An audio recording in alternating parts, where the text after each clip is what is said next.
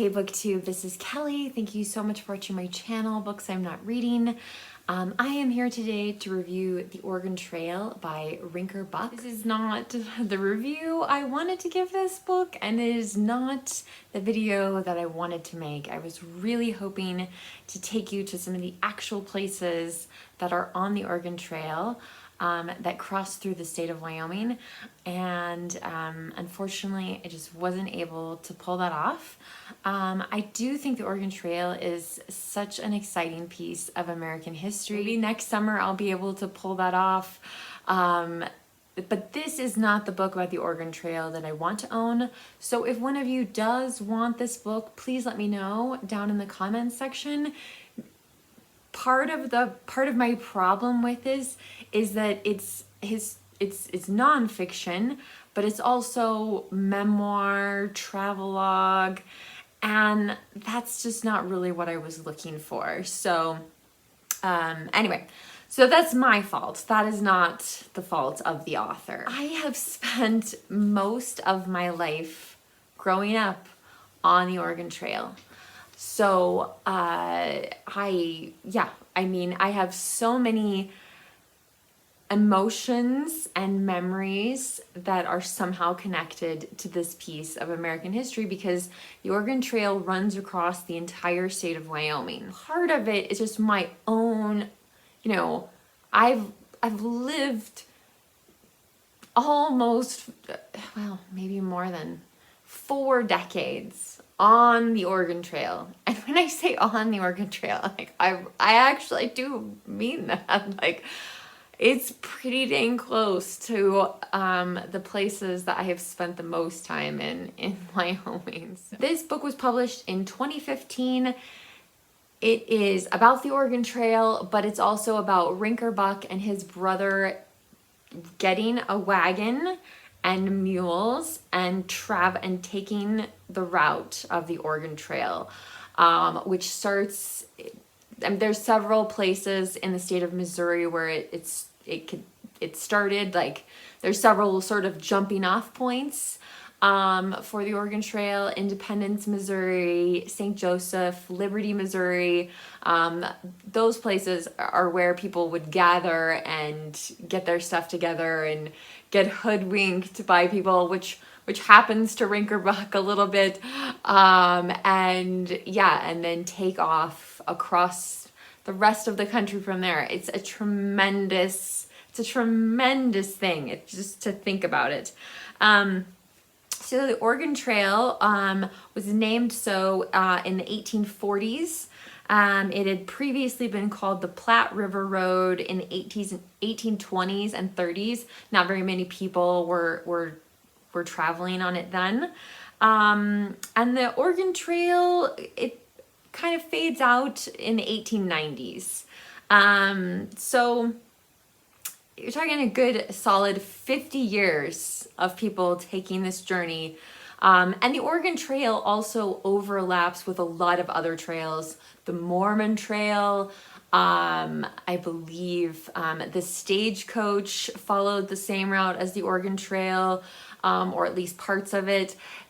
One of the things that I found interesting in this is that there's a lot of cutoffs, different paths people would take to avoid, certain places where the trail was really difficult. But it's 2,100 miles long. Imagine taking that in a wagon. They think about 400,000 people traveled on the Oregon Trail. And again, it probably includes some people who are taking the Mormon Trail, people who are taking the California Trail, which was very big in 1849, to go to California and hunt for gold. But yeah, 400,000 pioneers. It's still regarded as the largest single land migration in history. And the peak years were the 1840s and the 1850s. And again, part of that is the gold rush playing into that. So in Nebraska and Wyoming, there are still, because they're in they're on private ranches, maybe they're on federally owned lands, but there are still 600 miles of original wagon ruts. And I have seen some of those. There is a place near where I grew up where there were so many wagons that the ruts are carved into the stone. They're in rock. I mean, it's incredible. I mean, you could literally like put your hand in there because so many wagons went across there. This was something that I did learn. I didn't realize this. Sometimes because of either like maybe a wagon party is quite large, or maybe there were multiple wagon parties. But, you know, the trail was as wide, it was ranged between 5 to 12 miles at times. So that's a lot there. So you can see how like Rinker Buck and his brother, like at times, like were like, which ruts do we follow? Which way do we go? Kind of thing. You know, I mean, I know they knew which way to go, but like they, yeah, like, you know, there's not exactly this one set of ruts leading off, you know, to the horizon. And I thought that was really interesting. One of the other things I learned in this book that I was not familiar beforehand was about the reason why it took a little while for the Oregon Trail for people to start actually taking the trip. And part of it was that no one could imagine a white woman actually making that trip. So Narcissa Whitman, she and her husband, who were missionaries, and unfortunately they end up, he tells the whole story of their time in Oregon, which ends in a massacre. But anyway, but she was one of the first women, maybe the first woman, to travel across the Oregon Trail. And she sent letters back home every opportunity that she could and told her family to publish them in the newspaper. And that really altered people's perceptions of what like it would be capable to take your entire family with you, right, on the Oregon Trail, over 2,000 miles, but a woman could do it. And so her writing was really powerful, and it really changed people's attitudes about what was feasible to do, which I thought was cool. It was kind of a feminist sort of part of the book that I wasn't expecting to. I have to say overall, like, as far as what I enjoyed about this book, I mean, it was interesting at times when their journey overlapped with what would happen to someone on the Oregon Trail. And so, I mean, yeah, when they're setting out from Missouri, they kind of get hoodwinked by some people, maybe a little bit, or maybe there's some misunderstandings, like the wagon that he orders, the guy makes him a replica of a wagon, which, by the way, they weren't all Conestoga wagons.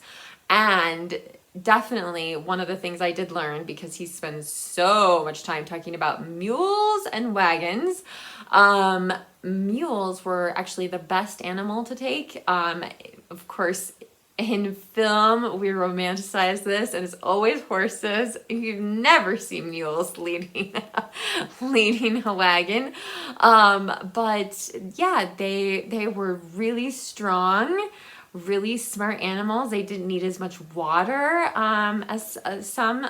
So the other animal that a lot of people used were oxen.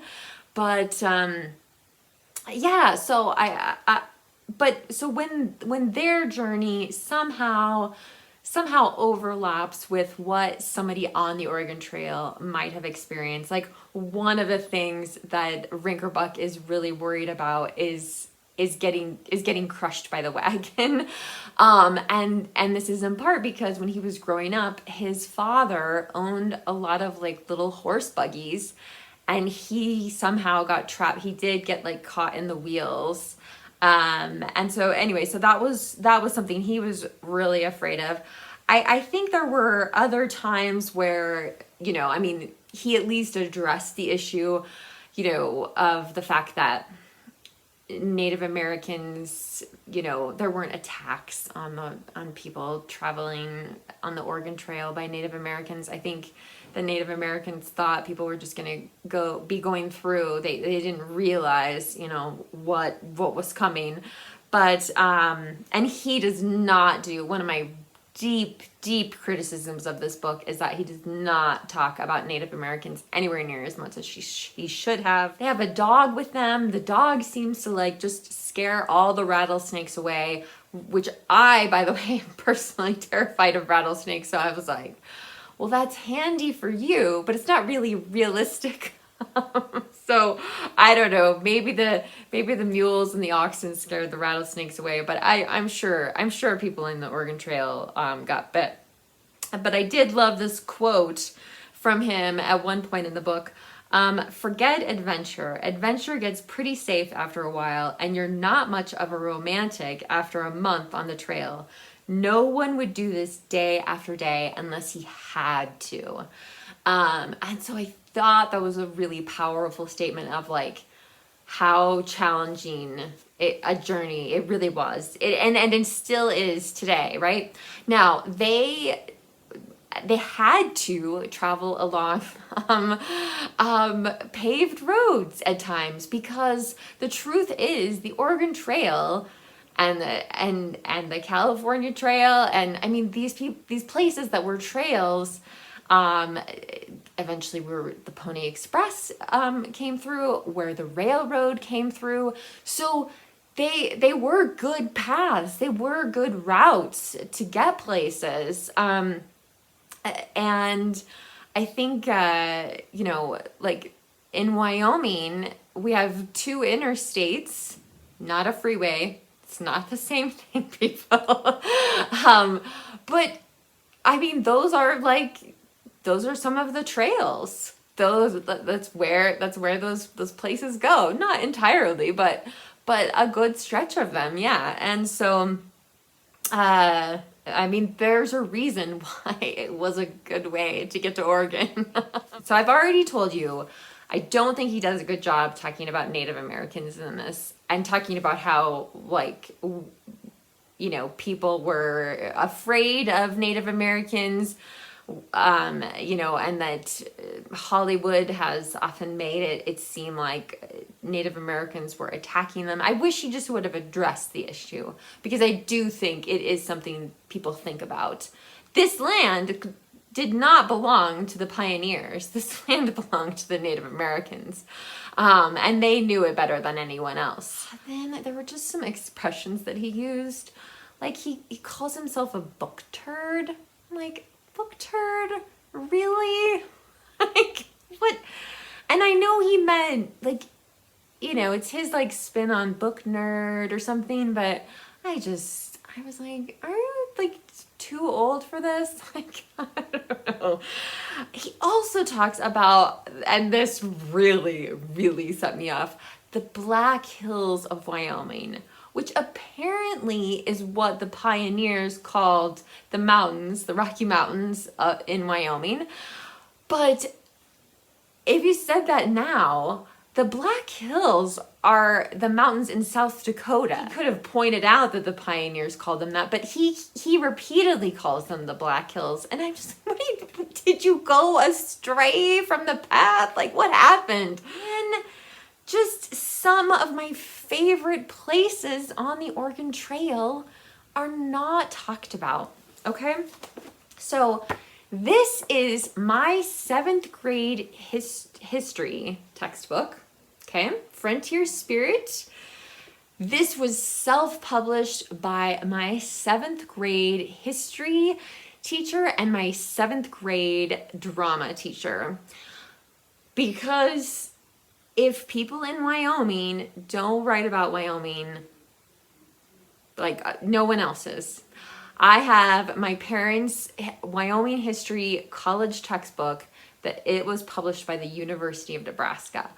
But this is an illustration of Fort Laramie, which is very close to where I grew up. I have not been there for a while, but it is amazing. I will link to the Fort Laramie website down below. I think there's like some virtual tours and things like that that you can do on there. It is so well preserved. It is so cool. It's such a cool place. And Rinker Buck spends no time talking about it. He talks about other places that pioneers carved their names in, but he leaves out Register Cliff, which made me nuts. There's also on the Oregon Trail, Independence Rock. Okay, and the goal was if you got to Independence Rock by the 4th of July, like you knew that you were gonna make it to Oregon before the snow fell, okay? So if you're reaching Independence Rock after the 4th of July, that is a real serious problem. But again, like they spend the 4th of July someplace else that I don't even think was actually on the Oregon Trail. I could be wrong. But yeah, it was just, man, like just some really cool places, and I don't know why. And it could be like, you know, it could be that maybe the park system, you know, didn't want them rolling in. Maybe there was like disagreement. The Fort Laramie is run by the Parks Department, and then in Casper we have a wonderful museum, small but wonderful, called the Five Trails Museum, which I'll link to down below.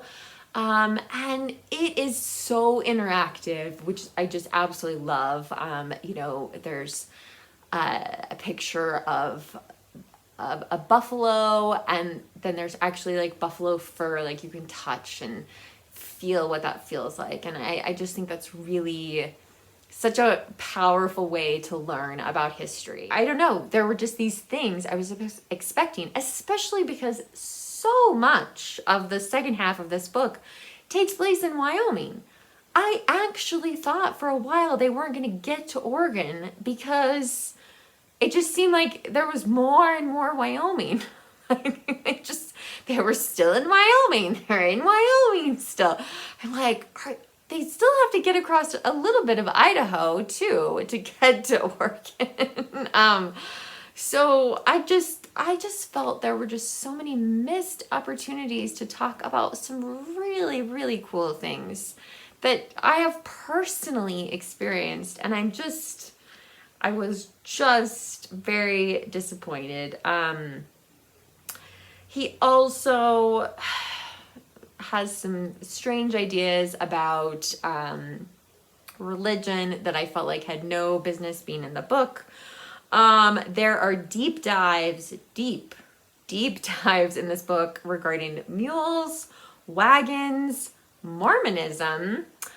And I just want to say, like, even if parts of the Mormon Trail are there's nothing wrong with like the Oregon Trail splitting off and part of it, the trail to Salt Lake City being called the Mormon Trail. I have no objections to that. The Mormons at one point used hand carts. And anyone who tells you that the handcart disaster was not a disaster, that's not the truth. So it was a disaster. It was a big mistake. And they're also part of the problem with the handcarts was they got caught in snow. Then, okay, now I realized that I grew up in the West, and so, but the fact that there's an illustration of this in this book is hilarious to me. So this is a cattle guard, and I don't know how many of you will have ever seen a cattle guard. You can tell me down below in the comment section. I've seen them all my life. But you can imagine the mules and the wagon, like, yeah, they were having none of this. And the underneath the illustration, it says that they encountered more than 250 cattle guards, sometimes 12 or 14 in a 15-mile stretch across the West. So the cattle guards, I mean, basically they're to keep cattle in a certain place. And often what happens is the barbed wire fence on the side, there's a fence so that if they want to move the cattle from one side to the other, they can open up the barbed wire fence and herd them through that way. But a person can easily walk across the cattle guard.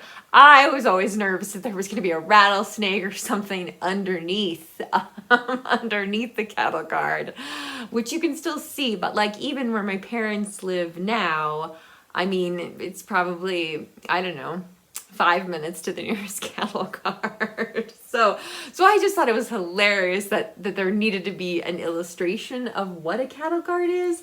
But I do realize, you know, I grew up around them, so I'm used to them. Anyway, I've talked way too much about this book.